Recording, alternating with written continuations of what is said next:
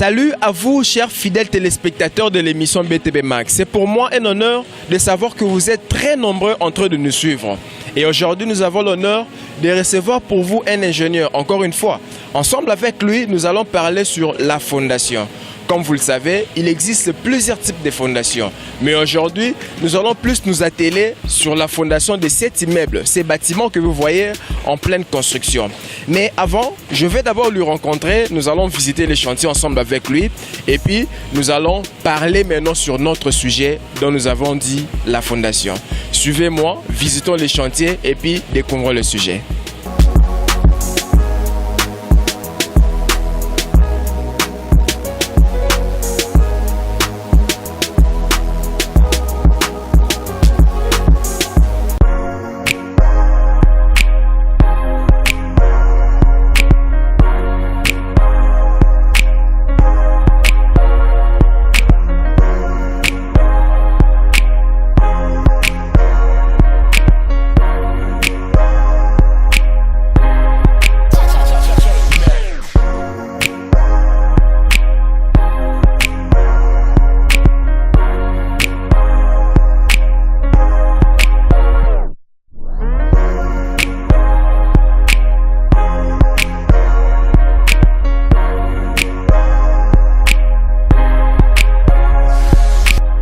Je m'appelle M.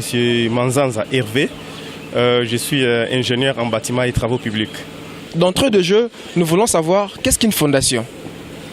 Une fondation, c'est la partie d'un ouvrage des travaux publics ou d'un immeuble qui assure la transmission des charges de l'immeuble ou de l'ouvrage dans les sols. Donc la fondation assure la stabilité et la transmission des charges de l'ouvrage dans les sols, les réparties dans les sols. Merci. Pouvez-vous nous rappeler quel est le rôle majeur que joue une fondation dans un bâtiment? C'est le rôle de la stabilité de l'ouvrage, du bâtiment et de transmission des charges d'une manière bien répartie. Les charges, les poids propres de l'ouvrage, les charges d'exploitation et les charges accidentelles de l'ouvrage, les recueillir et les transmettre dans les sols. Donc c'est ça le rôle primordial d'une fondation. Le téléspectateur qui nous regarde aimerait aussi connaître, il existe combien de sortes de fondations? Nous avons deux sortes de fondations en fait.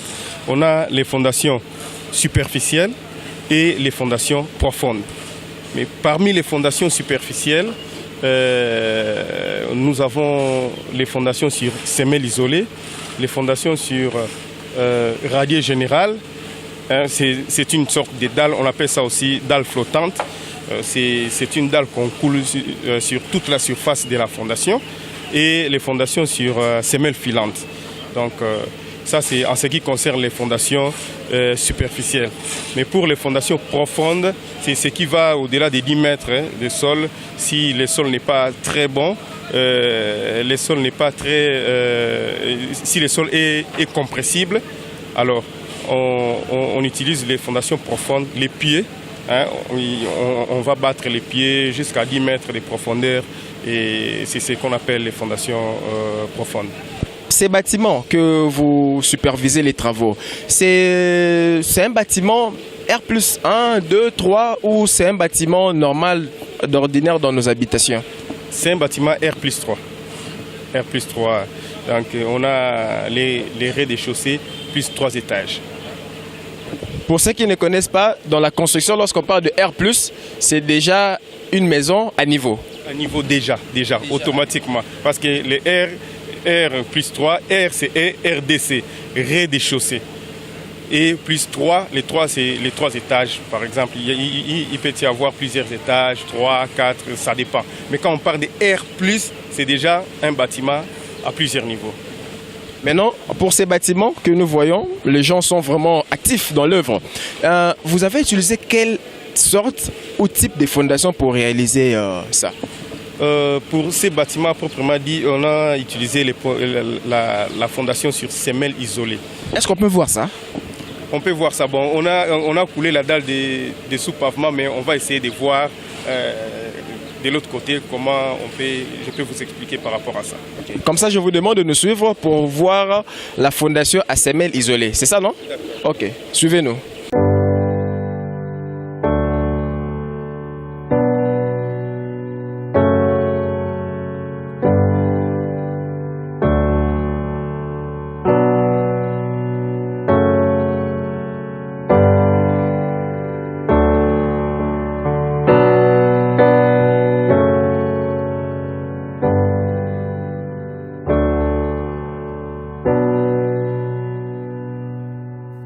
Alors, on parlait du type de fondation qu'on a utilisé ici. Ici, on a utilisé une fondation à semelles isolées. Alors, une fondation à semelles isolées, c'est une fondation, je vais expliquer d'abord. C'est une fondation où on a des colonnes sous fondation à une certaine distance entre elles, donc entre les colonnes, qui sont posées au fond, qui sont posées sur une semelle de section carrée ou rectangulaire. Donc c'est le type de fondation qu'on a utilisé ici. Vous voyez, ici nous sommes déjà sur les colonnes d'élévation. Mais ces colonnes d'élévation sont reliées par une colonne de sous-fondation.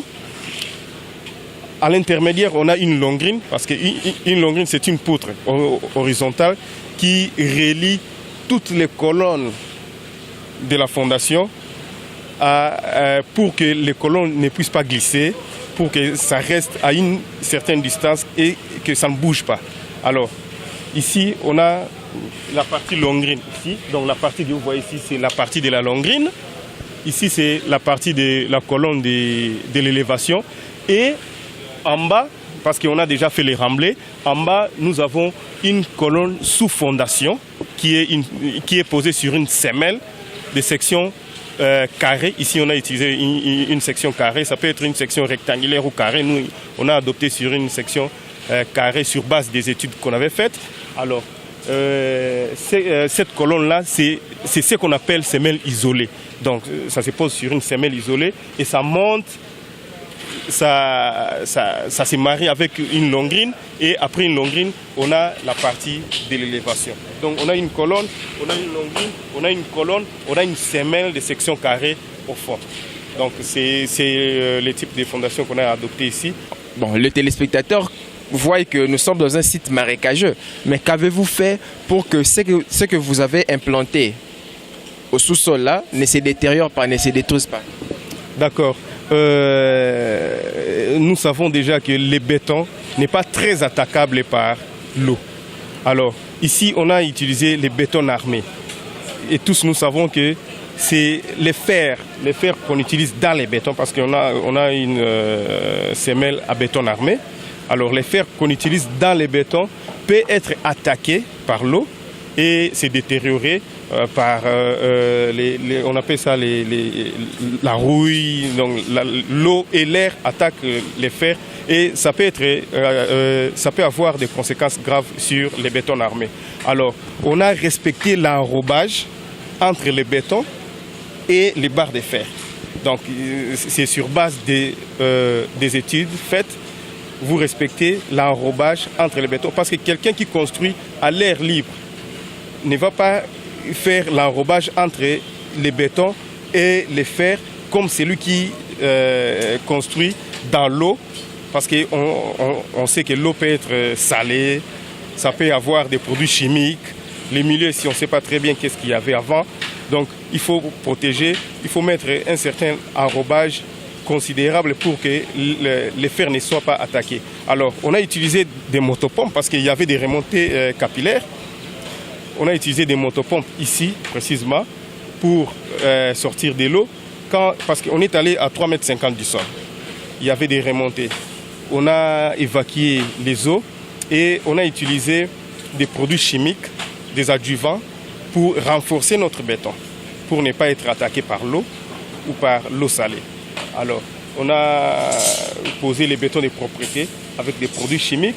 Un béton de propreté, c'est un béton maigre de 150 ou 200 kg par mètre carré qu'on utilise pour aplanir, assainir l'espace où vous allez poser votre béton proprement dit. Parce que l'espace sur lequel il faut poser les bétons, si c'est un béton armé, il faut savoir comment poser les armatures et tout. Et cela nous a permis d'avoir un espace sec, propre. Et c'est sur base de ça qu'on a fait, qu'on a posé les armatures, on a posé les coffrages et on a coulé. Donc c'est un peu ça. Vous ne voyez pas que ça peut présenter des risques? Parce que R+3, c'est déjà 3 niveaux. Pourquoi pas utiliser la fondation profonde au lieu d'utiliser la fondation superficielle? C'est sur base des études des laboratoires. Donc on a fait des sondages. Nous sommes allés avec les échantillons au laboratoire avec un géotechnicien qui a fait des études, les tests des laboratoires. Et sur base des résultats qu'il a trouvés, il nous a remis les résultats. Nous, sur base de ces résultats-là, on a fait des calculs et nos calculs nous ont donné ce type de fondation. Parce que les tests des laboratoires nous permettent d'avoir les résultats sur les types de sols, ses caractéristiques, parce qu'on ne peut pas fonder sur un sol qui est compréhensible. Par exemple, savoir si le sol ici est chargé en argile ou en eau, sur quelle teneur. Alors, ces résultats-là, on les a eus et on a fait les calculs et les calculs nous ont donné ce type de fondation. Donc, on n'a pas fait ça par hasard. Nous savons qu'on a R+3, toutes les charges de l'immeuble sur tous les niveaux, on les a recueillis. Pour ici, vous êtes descendu jusqu'à combien de mètres pour poser votre fondation? À 3,50 m. À 3,50 m. Vous ne pensez pas que c'est trop peu là? Non, c'est ce que j'ai dit, c'est sur base des études. Donc, l'étude de l'axibisoke, ce qui est OK, na 3,50 m, na 3,50 m, on a type ya sol la biso eza tel. Type ya sol on a tout salé liango ba étude et on a trouvé la meilleure section de la semelle sur base des charges de l'ouvrage. On a dimensionné la semelle et on s'est rendu compte que ça peut tenir. C'est comme ça que tout ce qui n'a 3,50 m. Admettons que quelqu'un ne respecte pas les différentes étapes, c'est-à-dire après plusieurs études, il dit bon, moi je peux mettre ça même à 2 mètres par exemple. Quels seront les risques? Plusieurs conséquences. La stabilité de l'ouvrage ne sera pas assurée, c'est un. Et puis 2, il peut y avoir des tassements inadmissibles. En dehors du tassement, l'ouvrage peut bouger. Parce qu'il y a 10 mètres, mais si la disposition d'armature n'est pas bonne, la qualité du béton n'est pas bonne, peine perdue. Peine perdue. Donc il peut y avoir toujours des conséquences. Mieux vaut chercher un expert Oyo, Agousaelo Moussala, à Yebi qui va calculer. Ils ont inventé l'autre côté. Vous regardez la caméra en 1 minute, un message à toute personne qui vous regarde maintenant là. Je m'adresse à tous ceux qui nous regardent, qui sont en train de construire ou qui veulent construire surtout, parce qu'on parle de la construction. Alors si vous voulez construire, c'est mieux de suivre les étapes qu'il faut. Donc il faut chercher un architecte, un ingénieur, des conseillers, des bons architectes, des bons ingénieurs qui peuvent venir sur terrain, vous présenter les terrains. Ils peuvent faire les sondages, avoir des échantillons du sol, les amener au laboratoire. Les laboratoires nous donnent les types de sols qu'il y a. Et maintenant, ils vont faire les calculs. Vous êtes sûr d'avoir quelque chose de fiable. On vous donne les types de fondations, on vous donne la profondeur qu'il faut. Donc là, vous êtes sûr, au là, là, calme, au ébiqué, ouvrage et qu'au tenir avec l'apport, il y a expert sur la matière. Numéro de contact pour toute personne qui aimerait vous contacter. Mon numéro, c'est les 081 18 71 357. 081 18 71 357. Ingénieur Hervé.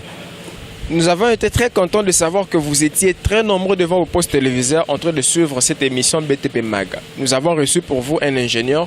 Il a expliqué qu'est-ce qu'est la fondation et il nous a expliqué en long et en large la fondation de cet immeuble qui est en pleine construction. Et je vous conseille de contacter toujours un expert pour vos différentes constructions. Parce qu'une maison bien construite a une longue garantie, que vous soyez ingénieur, comme l'ingénieur avec que nous avons reçu, architecte, géomètre topographe, urbaniste, maçon, contremaçon, l'émission BTP Mag est là pour vous. Le numéro qui est affiché au bas de vos écrans, c'est les numéros avec lesquels vous allez entrer en contact avec nous. Et quant à moi et à toute mon équipe, on vous dit au revoir et à la prochaine.